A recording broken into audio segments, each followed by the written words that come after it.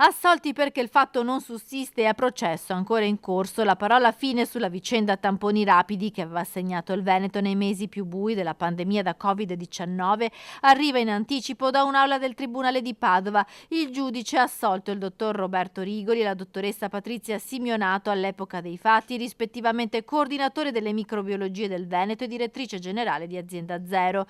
I due erano accusati in concorso di falso ideologico e turbativa d'asta, soddisfatto il legale di Rigoli e Simionato. Il dottor Rigoli è innocente, è risultato in maniera assolutamente evidente. Non è stato nemmeno necessario finire il processo. Erano stati ascoltati soltanto una parte dei testimoni che avrebbero dovuto dimostrare la responsabilità del dottor Rigoli. Ecco cosa è accaduto. L'articolo 129 del Codice di procedura penale prevede che il giudice possa pronunciare immediata sentenza di assoluzione quando, a processo ancora in corso, risulta evidente in modo assoluto l'innocenza dell'imputato. Si è acclarato che il dottor Rigoli si è comportato durante la pandemia in modo corretto ed assolutamente professionale, senza mai risparmiare le sue energie e contribuendo anche in maniera decisiva alla salute pubblica.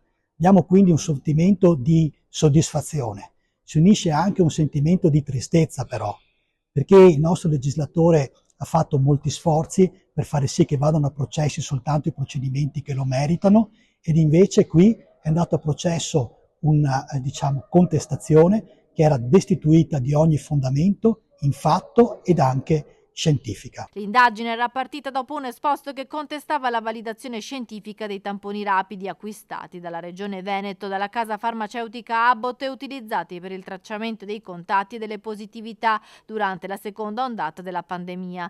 La difesa del dottor Rigoli ha sempre sostenuto che non spettava a lui una ricerca scientifica, visto che i tamponi avevano già il marchio CE. Il dottor Rigoli, presente in tribunale a Padova, ha accolto con sollievo la sentenza. Il dottor Rigoli ha dovuto subire, e la sua famiglia, un processo mediatico che ha causato importanti sofferenze. Questo non potrà mai essergli restituito.